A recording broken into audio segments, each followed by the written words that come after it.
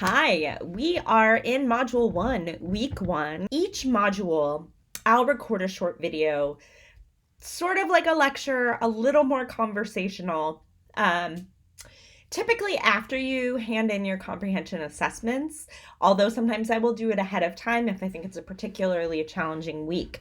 But the purpose of these videos is to give you my perspective on how these readings fit together and the kind of questions that we want to be thinking about.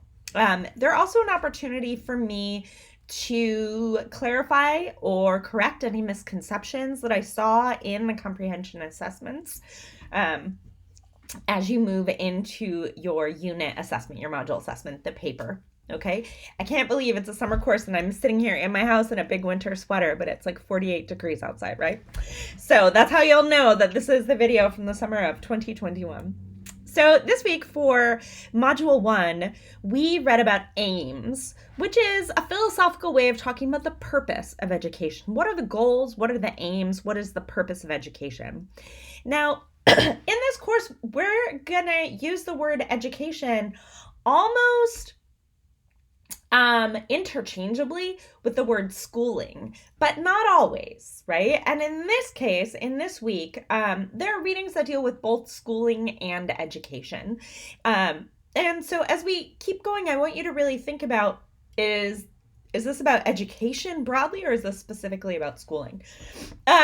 So before we can really dig into these readings, I would urge you to think about what these readings imply but are not necessarily explicit about, which is whether we think about education as a public good, meaning it's in the interest of the public, that educating people is in the common good, or whether education is a private good, meaning it improves the life of the individual and it's of no consequence to the public good, to the common good, right?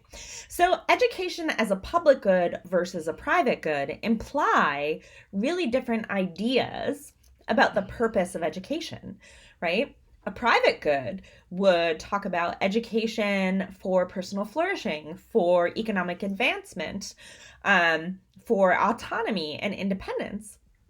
Education as a public good would think about education and how it contributes to democratic dispositions, how it contributes to positive social change. In the liberal democratic tradition, which is the philosophical foundation in many ways of US government, society, constitution, right? We're deeply rooted in the liberal democratic tradition. That's not liberal as in liberalism versus conservatism.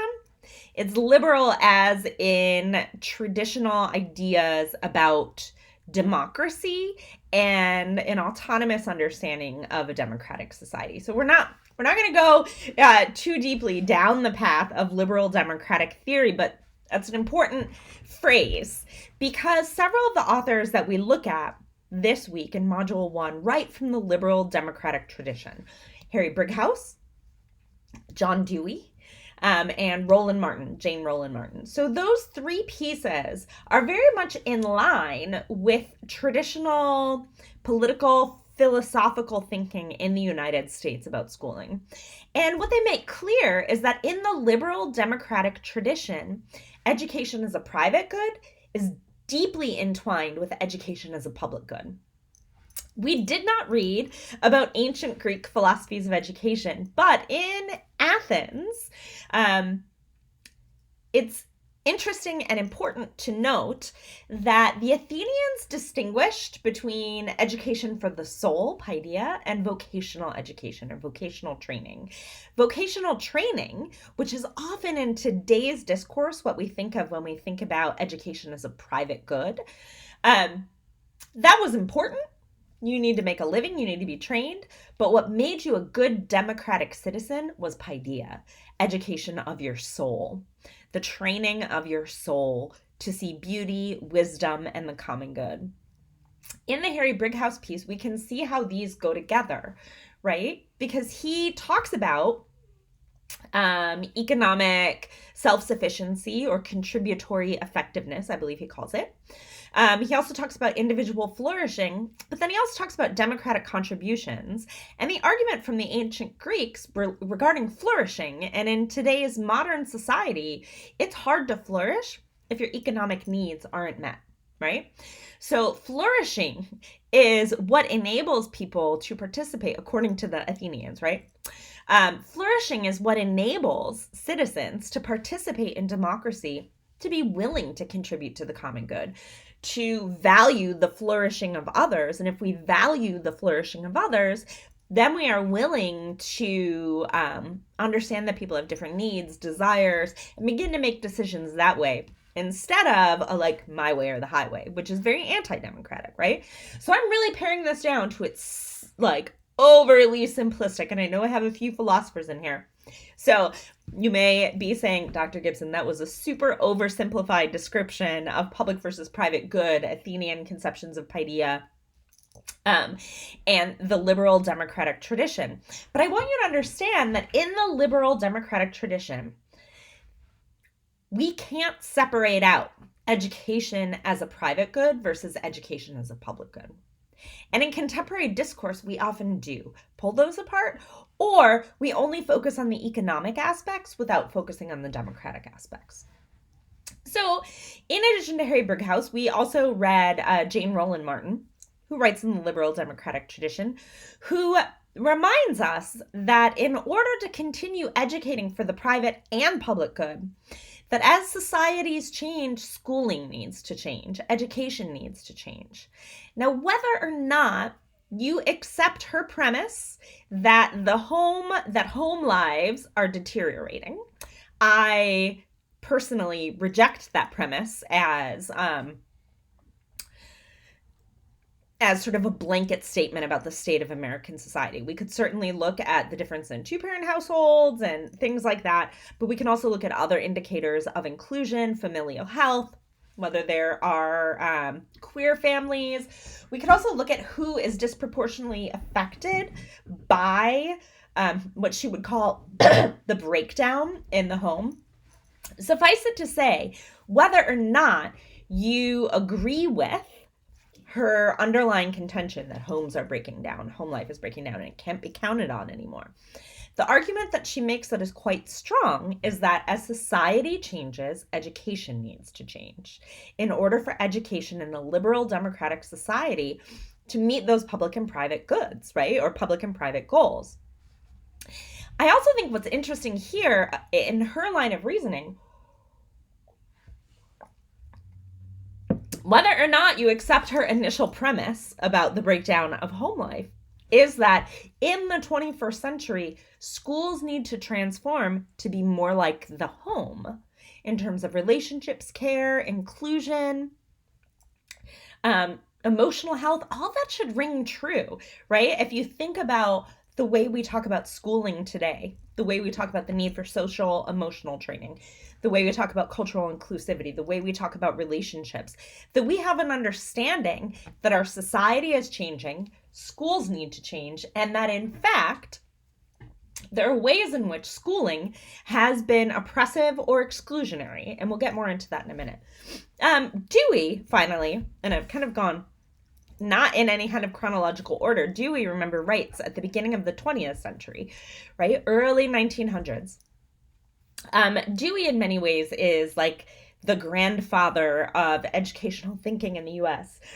And I chose this particular selection because Dewey has a lot of very lofty philosophical writings, but what I appreciate about the environment as social formation, social education, is the way that Dewey takes these philosophical ideas about social reproduction, which is really what that idea of education as a public good is about. It's about saying that we have a society and we want to educate people to participate in it in the way that we have built our society.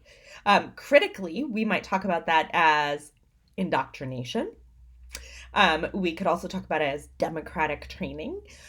We could also talk about it as instilling the knowledge, skills, and dispositions to participate in American life, or French life or Russian life or Indonesia, whatever the case may be, right? What is the society you're reproducing?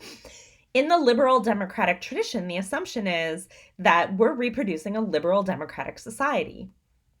And Dewey says that if we're going to do that, if that's our goal, it has really clear implications for how we teach, and in this case, how we construct an environment. And one of the things that Dewey argues here is that a child-centered, well-curated environment is one of the most natural ways, the least oppressive ways to educate for democracy.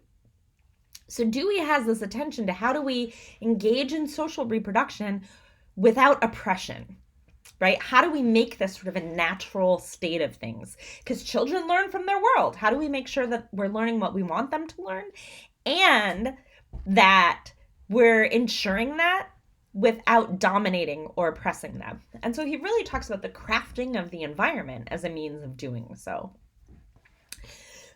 Now, Dewey, Roland Martin, and Brighouse are all writing normatively, meaning that they're telling us how they think school should be. They're not describing how it is. They're saying this is the philosophical idea about how schooling should be. Freire and Baldwin, and it must be noted that those Brighouse and Dewey, right, are white men. I'm actually not sure of the identity of Jane Roland Martin, so I'm not going to say anything about that. But we have two sort of towering figures in educational philosophical thinking, Harry Brighouse, who's contemporary, John Dewey, who writes at the beginning of the 20th century, who are giving us a normative idea saying, yes, we want to engage in social reproduction towards our democracy.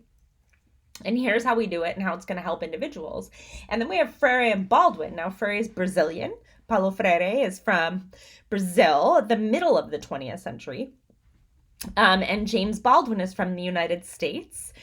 He is African-American, he is gay, and he is also writing in the middle of the 20th century. And both Freire and Baldwin are writing not from the liberal democratic tradition, but from the critical tradition, saying that they're looking at what schools are actually doing. And they agree that schools are engaged in a process of social reproduction. But whatever liberal democratic theory may say, what Baldwin and Freire are pointing out is that this process of social reproduction is an oppressive process, right? James Baldwin specifically is calling attention to the way that this process reinforces white supremacy. Paulo Freire is also talking about the way that this oppressive reproducing process, while he doesn't talk about race specifically, and he doesn't necessarily overtly talk about class, he does talk about an oppressive class and those who are oppressed. In the way that the banking process of schooling, traditional pedagogical approaches that just deposit information, are meant to basically dehumanize. And in that dehumanizing process, it makes the citizen more willing to go along with whatever the oppressive regime is. Next week, we'll read what Freire says about how we counteract that. Baldwin offers that in this piece, right? He tells us here's what schools do, and then here's what they should do. And Baldwin really focuses both on not so much pedagogy, although he talks about questioning, but on curriculum and on content and teaching truth about race and how that can push back against the social reproduction of an oppressive society, of a society with a racial hierarchy. They would say that the normative writing about the liberal democratic tradition isn't enough. Both Freire and Baldwin would say that that liberal democratic tradition is in and of itself part of the oppressive system. And so here we would have to go into all sorts of political philosophy. We could look at Charles Mills and the racial contract, and we can understand more about where that thinking comes from. But Freire and Baldwin would say, hold up, you're describing normatively as if the society we live in, we want to reproduce. And if this is the liberal democratic society, we see inequality, we see oppression, we see injustice, we see that mapped along racial and class lines. We don't want to reproduce this. We want to produce something new. We want social change. And here is how we think education can bring about social change. Those are really different visions for the purpose of education. Even though all 5 of these writers would ostensibly be concerned with justice, equality, equity, human rights, anti-oppressive education, they would share a lot of the same commitments, but it comes out in really different ways. And it's going to be interesting as you watch Brooklyn Castle, the film this week, to see which of these authors and how they interact with Brooklyn Castle and what it says about the purpose of education. I look forward to reading those and seeing the rest of your discussions, and I'll see you back here later.